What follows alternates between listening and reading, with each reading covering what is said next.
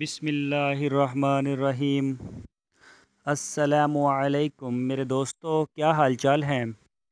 मैं उम्मीद करता हूँ कि मेरे तमाम दोस्त खैरियत से होंगे। हमारी अल्लाह ताला से दुआ है कि तमाम मुसलमान, तमाम आलम इस्लाम के अल्लाह ताला खैर फरमाए और तमाम मुसलमानों को तंदुरुस्ती अता फ़रमाए। तो दोस्तों, आज हम एक नई वीडियो लेके हाज़िर हुए हैं। तो हमारे चैनल के ऊपर अक्सर जो है वो कारोबारी मालूमात फ़राहम की जाती है, और सबसे ज़्यादा जो मालूमात या हमारी दिलचस्पी है हमारे चैनल की, वो है गॉट फार्मिंग में।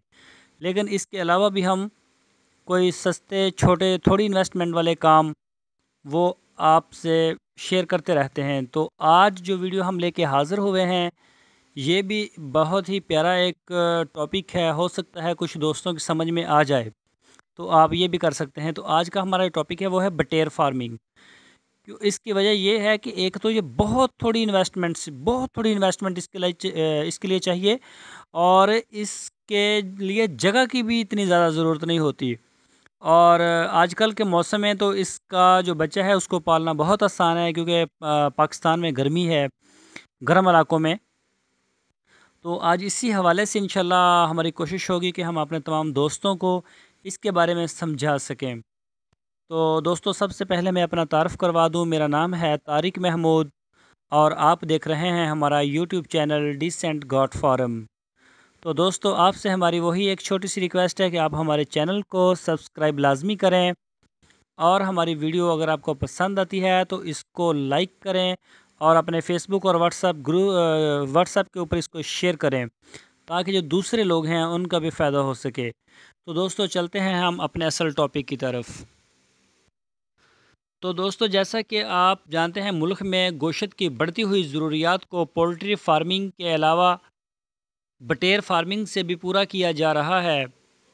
बटेर थोड़ी मुद्दत में तैयार हो जाते हैं, और इसमें पैदावारी अखराजात का तखमीना भी कम है।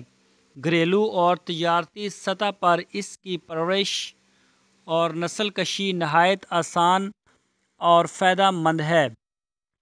बटेर की तकरीबन 50 अक़साम दुनिया भर में पाई जाती हैं, मगर इनमें जापानी कोडेंक्स और बॉब वाइट को तिजारती मकासद के लिए ज़्यादा अहमियत और फ़ौक़ियत हासिल है। बटेर की परवरिश। तो दोस्तों, बटेरों को फ़र्श या पिंजरों में पाला जा सकता है। बटेरों को इब्तदाई 3 हफ़्तों तक फ़र्श पर पालना और इसके बाद पिंजरों में शिफ्ट करना पैदावारी नुक्ता निगाह से मुफीद है। फ़र्श पर बटेर पालना मकसूद हो तो वहाँ 1.5 से 2 इंच मोटी तय लकड़ी के बरादे की बिछाएं, और इस पर अखबार का कागज़ बिछा दें। चेक गार्ड्स लगाएं और इसमें ब्रूडर रख दें। चेक गार्ड के अंदर परिंदों की गुंजाइश के मुताबिक पानी के बर्तन और ट्यूब फीडर्स रखें। पानी के बर्तन में बजरी डालें और फीडर चूज़े के सीने की ऊंचाई पर रखें। इब्तदाई 1 हफ़्ते की उम्र तक 1 मुरब्बा फ़ीट जगह पर 18 से 20 बटेर रखे जा सकते हैं, जबकि बाकी मुद्दत में इस जगह पर तकरीबन 10 बटेर पाले जा सकते हैं। तो दोस्तों, इसके लिए इसका जो छोटा बच्चा आप लेके आते हैं, एक तो ये मिल भी आसानी से जाता है, और ये जो है जगह बहुत ही कम लेता है। जिनके जो छोटा बच्चा है वो 18 से 20 1 मुरब्बा फ़ीट में आ जाता है। जब बड़े हो जाते हैं तो फिर 10 तकरीबन आ जाते हैं। तो इसमें परेशानी की बात नहीं है जगह की। तो नंबर 2, बटेरे के बच्चे आने से कम अज़ कम 3 घंटे पहले इस जगह का जो दर्जा हरारत है वो 95 से 100 डिग्री फ़ारेनहाइट पर रखें। इसके बच्चे को गर्मी की टेम्परेचर की बहुत ज़रूरत होती है, वरना ये आपस में एक दूसरे के ऊपर चढ़ जाते हैं और फिर नीचे वाले मर जाते हैं।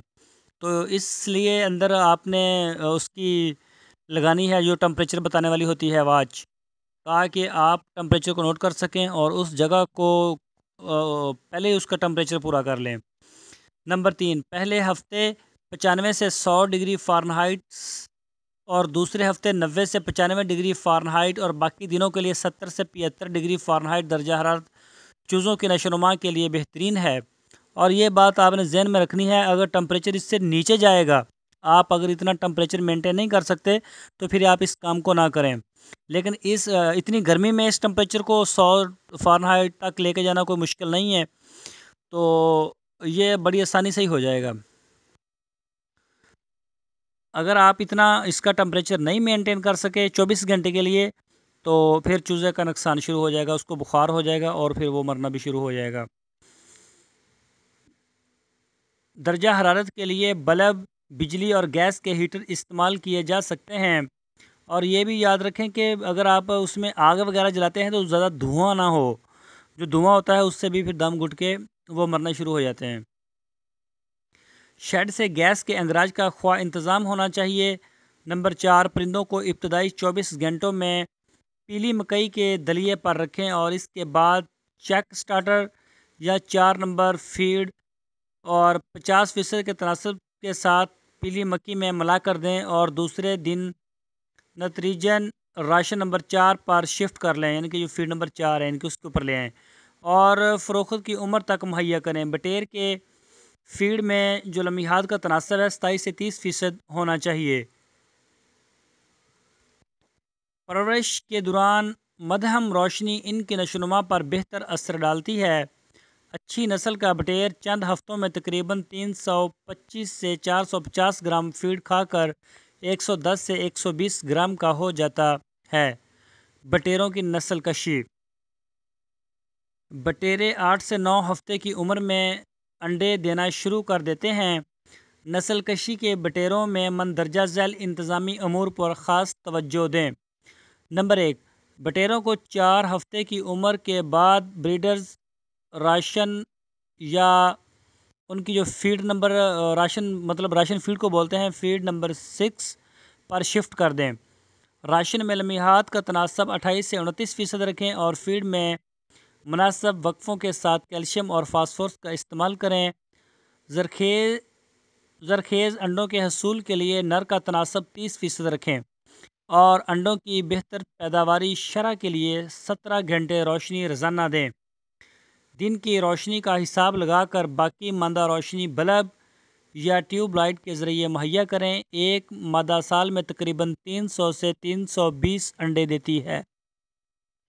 زرخیز انڈوں کو 50 سے 60 فارنہائٹ درجہ حرارت اور 60 سے 70% نمی کی موجودگی میں تقریباً 7 دن تک ذخیرہ کیا جاتا ہے، اس کے بعد یہ انڈے خراب ہونا شروع ہو جاتے ہیں۔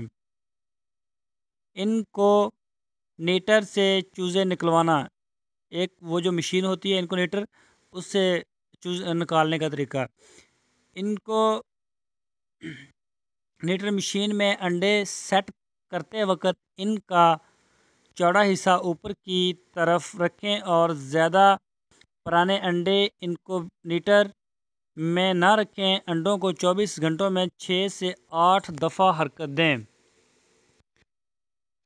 انکوبیٹر میں 1 سے 14 دن تک درجہ حرارت 5 سے 99 فارنہائٹ اور نمی کا تناسب 60% رکھیں، جبکہ اس کے بعد چوزے نکالنے تک درجہ حرارت 99 فارنہائٹ سے اور نمی کا تناسب 70% رکھیں۔ انڈوں سے 16 سے 18 دنوں میں چوزے نکل آتا ہے اور اس کا وزن تقریباً 6 سے 8 گرام ہوتا ہے۔ بٹیروں کے امراض۔ بٹیروں میں بیماریوں کے خلاف قوت مدافعت نسبتاً زیادہ ہوتی ہے، مگر بطور احتیاط ان میں 4 ہفتوں کی عمر میں رانی کھیت بیماری سے بچاؤ کے لیے آنکھ میں قطرہ ڈالیں۔ اس کے علاوہ مندرجہ ذیل بیماریاں بٹیروں کو متاثر کر سکتی ہیں۔ نمبر 1، چیچک، نمبر 2، خونی پیچش، نمبر 3، CRD اور نمبر 4، نزلہ اور زکام، اور نمبر 5 ہے ٹائیفائڈ، اور نمبر 6 ہے اندرونی بیرونی کرم، اور نمبر 7 ہے گوشت خوری۔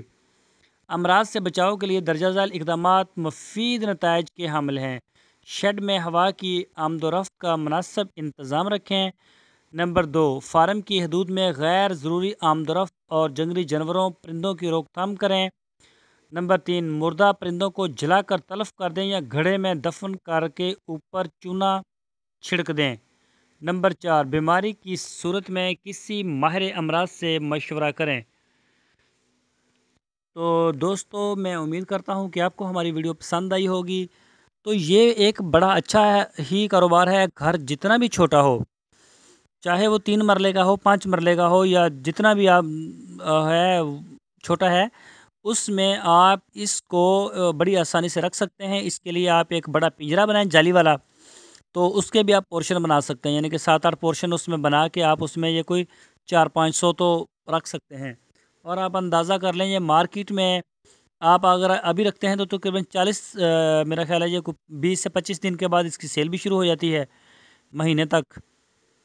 تو آپ یہ اس وقت بھی 30-40 روپے کا ایک پرندہ جو ہے وہ بک رہا ہے، تو یہ کافی ہی نفع بخش کاروبار ہے، اور یہ آسان بھی ہے، اس میں کوئی مشکل نہیں ہے اتنا زیادہ۔ فیڈ کے اوپر بھی اس کا اتنا زیادہ انویسٹمنٹ نہیں آتی جس طرح پولٹری میں آ رہی ہے فیڈ، وہاں تو بہت بڑی کھپت ہوتی ہے۔ تو دوستو میں امید کرتا ہوں کہ آپ کو ہماری یہ ویڈیو لازمی پسند آئی ہوگی، تو آپ ہمیں کمنٹس میں بھی اس کے بارے میں بتا سکتے ہیں، یا پھر ہمارا ڈسکرپشن میں ای میل ہے، اس کے اوپر آپ ای میل کر کے بھی ہمارے سے کوئی معلومات حاصل کر سکتے ہیں۔ تو دوستو آپ سے پھر ہماری وہی ایک ریکویسٹ ہے کہ آپ ہمارے چینل کو سبسکرائب لازمی کریں، اور ہماری ویڈیو کو اپنے فیس بک اور واٹس ایپ کے گروپس میں لازمی شیئر کریں۔ تو دوستو پھر ملیں گے ایک نئے ٹاپک کے ساتھ، ایک نئی ویڈیو کے ساتھ۔ اوکے، اللہ حافظ۔